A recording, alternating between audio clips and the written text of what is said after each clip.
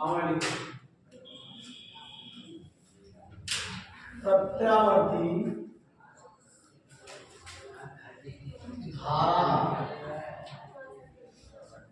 परिपथ में शक्ति अथवा सामर्थ्य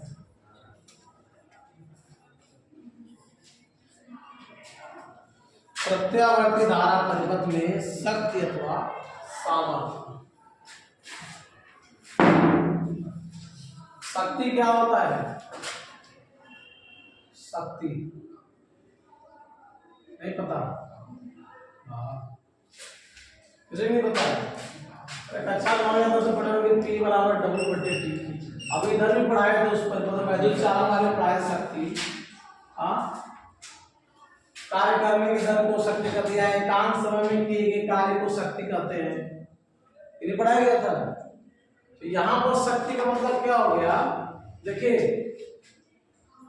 किसी वैद्युत परिपथ में ऊर्जा व्यय की दर या ऊर्जा क्षय की दर को क्या करते हैं? शक्ति कहते हैं।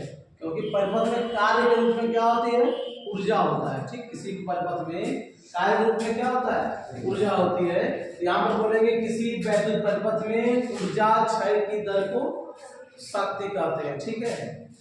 और यह जो शक्ति, इसमें जो शक्ति होता है वह शक्ति होता है वोल्टेज और धारा के गुणनफल के बराबर होता है। ठीक, चलिए लिखिए।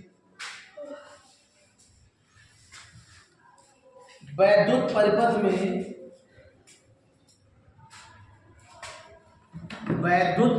में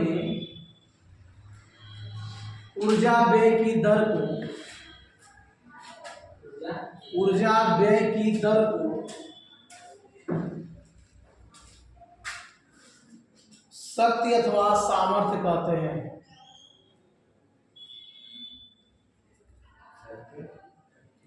वैद्युत परिपथ में ऊर्जा व्यय की दर को शक्ति अथवा सामर्थ्य कहते हैं।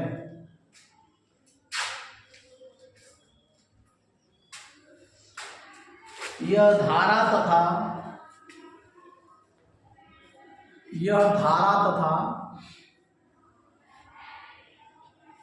वोल्टेज के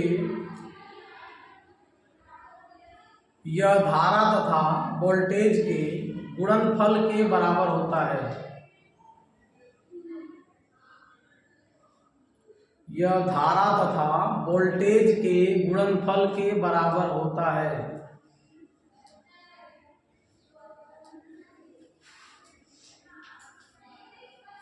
हो गया।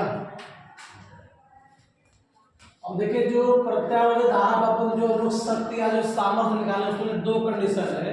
पहला कंडीशन है जब परिपथ में केवल शुद्ध प्रतिरोध R लगा हो। दूसरा कंडीशन है जब परिपथ में प्रतिरोध और प्रेरकत्व दोनों लगे। ठीक है। तो नंबर 1 है डालिए आप लोग। जब परिपथ में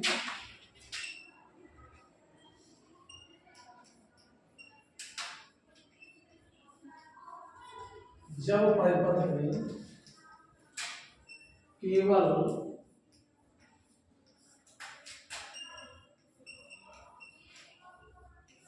शुद्ध प्रतिरोध,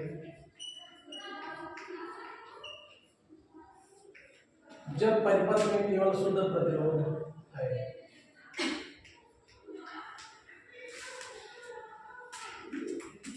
हो गया। लिखिए इसमें, यदि परिपथ में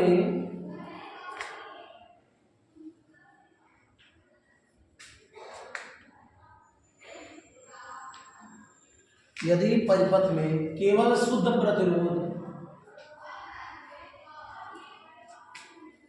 यदि परिपथ में केवल शुद्ध प्रतिरोध कैपिटल R हो,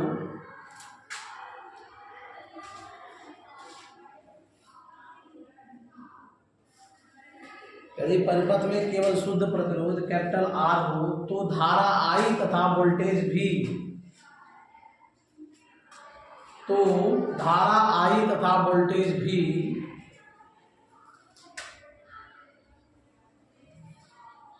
सदैव एक ही कला में होते हैं। धारा I तथा वोल्टेज भी सदैव एक ही कला में होते हैं।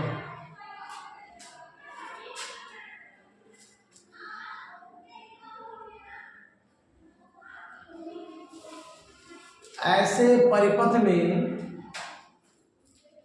किसी क्षण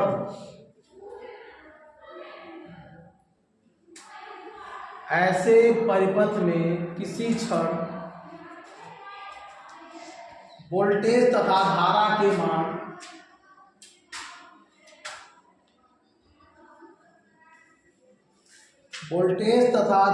के मान निम्नलिखित समीकरणों से दिए जाते हैं।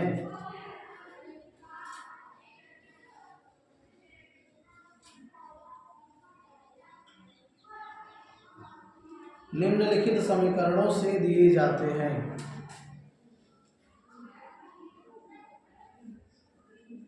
हो गया?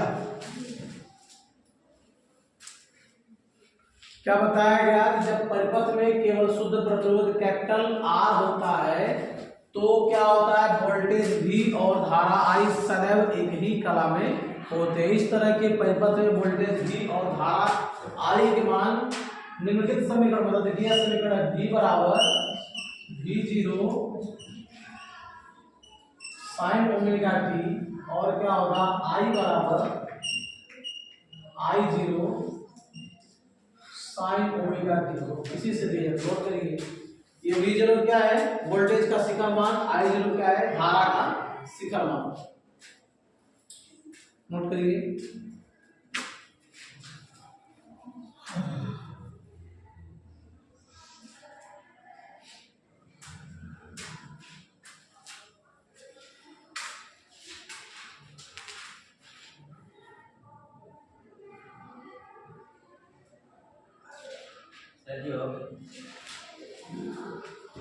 लिखिए अतः किसी क्षण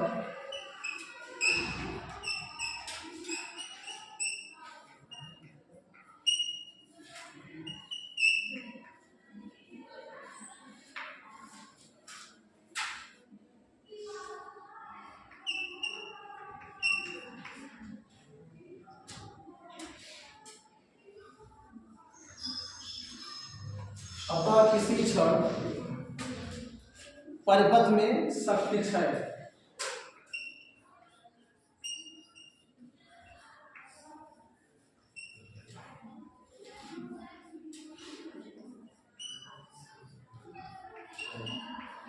अतः किसी क्षण परिपथ में शक्ति क्षय कितना होगा?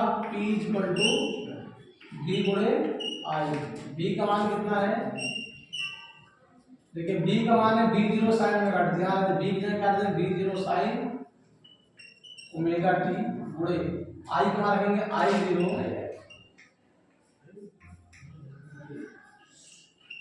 sin omega T. P बराबर क्या हो जाएगा? V0 I0 ठीक है sin ओमेगा टी मिलकर क्या हो जाएगा? sin square omega T. Note करिए यहाँ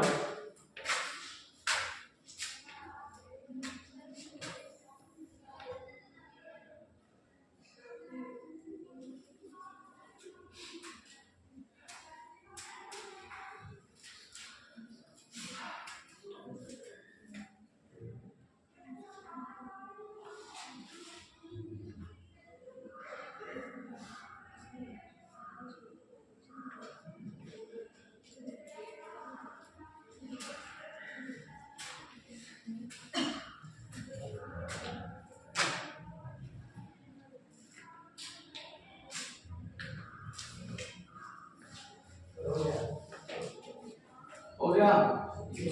देखिए एक पूरी साइकिल के लिए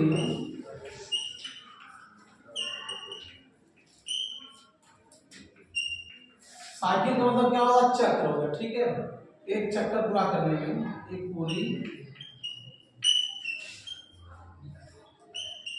साइकिल के लिए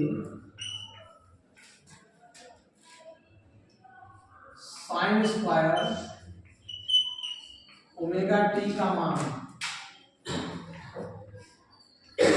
1/2 होता है। अगर आप निकालना चाहते हैं तो सूत्र आपके पास बना हुआ है, जहां पे 0 से t करके लिखते हैं। यहाँ क्या आ जाएगा आपका sine square omega T dt upon 0 से t dt। इसको आप पूरा हल करेंगे तो इसका मान आपको 1/2 मिल जाएगा।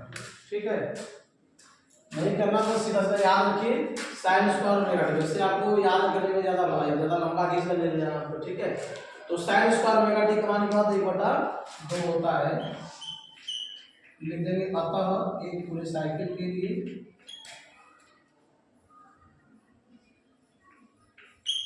पूरी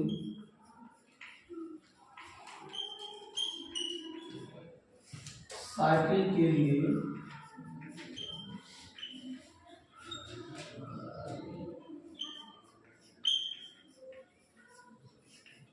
परिपथ का औसत शक्ति क्षय,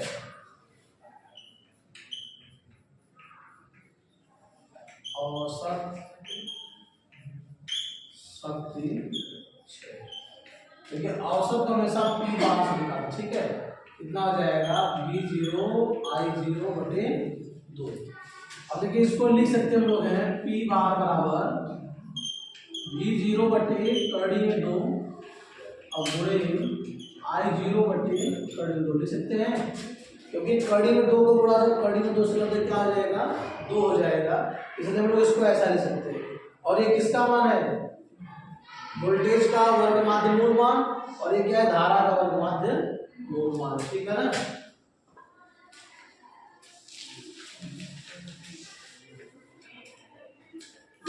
परंतु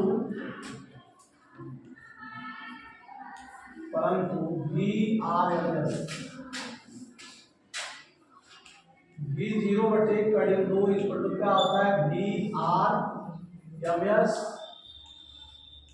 तथा i0 बटे कड़ी 2 बराबर क्या होता है i/r। ठीक है, लिख देंगे अतः औसत शक्ति क्षय,